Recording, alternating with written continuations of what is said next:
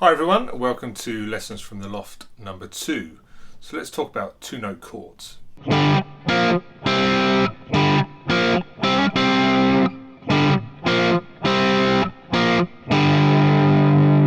Not those ones.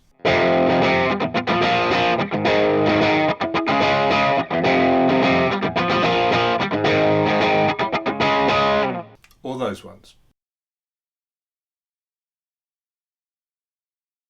What I'm talking about are two-note chords derived from seventh chords. So they're four-note chords. So we're reducing the amount of notes that we play in the chord. This is a very useful technique I've found.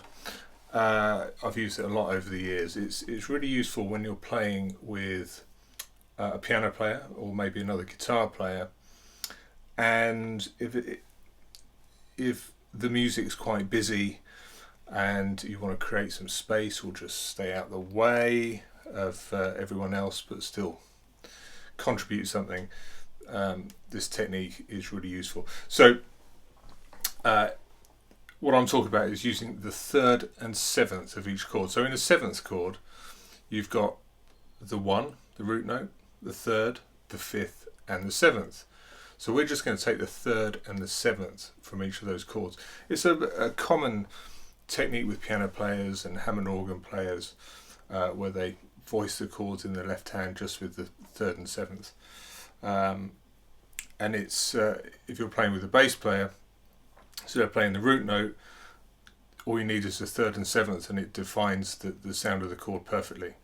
So it's a lovely technique to use. If you're not already familiar with seventh chords, just spend a bit of time mapping them out on the fingerboard. Now, a good thing to do is to take one voicing for a seventh chord and kind of morph it through all the different seventh chords that you can think of, or there are really. Let me demonstrate. So if you take a C major 7 at the 3rd fret, so okay, so what we've got there is the root note, the C, we've got a G on the D string, B and then an E. So we need to think about what those intervals are as they relate to the chord. So we've got the root, which is the 1, the G, which is the 5, the B, which is the 7th, and the E, which is the 3rd. So this voicing, so voicings aren't always going to go 1, 3, 5, 7. So this is going 1, 5, 7, 3. Okay, so now rather than visualizing a shape, we're visualizing the intervals within the chord. So if we know that a major 7 is 1, 3, 5, 7, a dominant 7, for example, is 1, 3, 5, flat 7. So first thing to do with the chord voicing is to locate the 7th, which is the B with the 2nd finger, and we're going to flatten it, so we're going to drop it down 1 fret. So we get this C7, so it's a dominant 7th chord. So the other good thing about this exercise, and go through minor 7s, minor 7 flat 5, etc., etc. The good thing about this exercise is it gets you thinking about what the intervals are within a given 7th chord, and that will really kind of speed up your thinking in that way. So minor 7 flat 5, 1 flat 3, flat 5 flat 7, etc., etc. So it kind of improves that way of thinking about chords. So the 3rd and 7th idea, you hear it talked a lot about in jazz, and it's a great technique for getting through kind of jazz standards, those standard kind of chord progressions, a lot of 2-5-1 type stuff. But it's applicable to any musical genre. Just to explain that idea a bit more, so let's take for example a blues progression in G. So we'd have a 1 chord which is G7, 4 chord which is C7, and the 5 chord which is D7. Now a lot of guitar players might go, okay, G7, a big chunky G7 chord, and then C7. So it's all these kind of grip chords, the kind of stuff that you just naturally gravitate towards, which are great, but sometimes they're too much. So for this third and seventh idea, so in G7, rather than playing a big 6-note chord like that, let's just find the third and seventh in that chord. So the seventh, they're all over the fingerboard obviously, but let's just take the seventh, the F on the D string and the B on the G string. So that's G7. And then what you find is, so for C7, all we need to do now is move it down 1 fret. And it's nice because you've got the 7th and 3rd of G falling to the 3rd and 7th of C. So it inverts. And what you can do is you can, another idea, if you're not playing with a bass player or anyone playing the root notes, is just to take the thirds and sevenths and just add the root notes in. So that can be a really effective little tool for maybe playing in a duo setting or with a singer, etc., which could also be a duo. A duo with another guitar player or another melodic instrument. Yeah. So another idea is you can then link those chords. Now we've separated the chord and the bass, you do something else you create a bass line to link the chords. So for example, G7 to C7.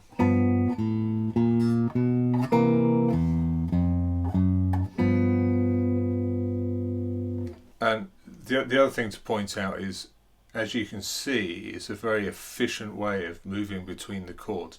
So for the whole of this G blues progression,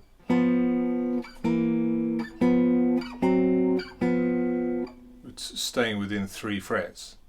So if the tempo is very fast, you can still get through those chords really easily using this idea.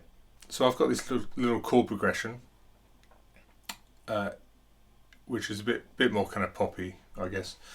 So this chord progression is in A, and we've got these. I'll just play you the chords. So A major 7, D major 7, B minor 7, and then a G major 7.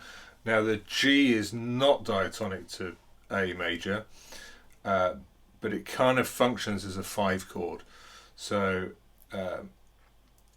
you can, some people may call this modal interchange, but let's not go down that rabbit hole quite yet.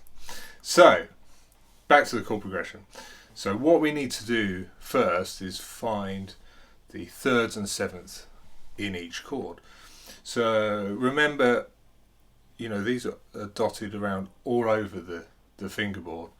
So you can really take this idea and kind of run with it.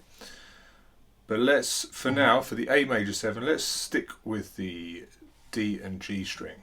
So for A major 7,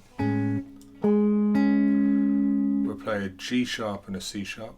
And then for the D major 7, we'll just drop the G sharp down to an F sharp. So G sharp down to F sharp. As you can see, that's a really efficient way of moving between the two chords because you're only moving one note. And then the B minor 7, we'll just move it up to the 7th fret. And then G major 7 down to the 4th fret. So to get through the whole progression, we've got this: A major 7, D major 7, B minor 7, G major 7, and with the bass note underneath.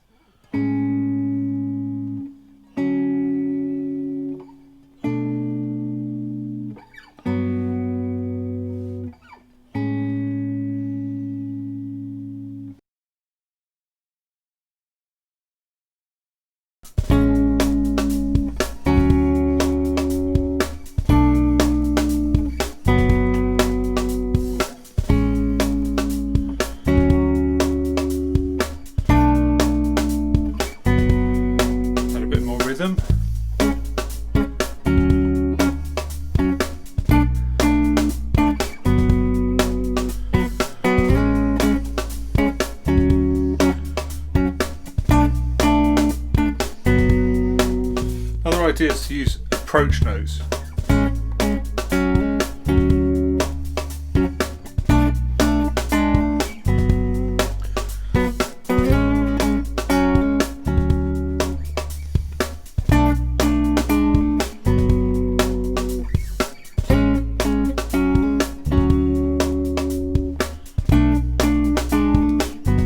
Don't necessarily have to use it on each chord.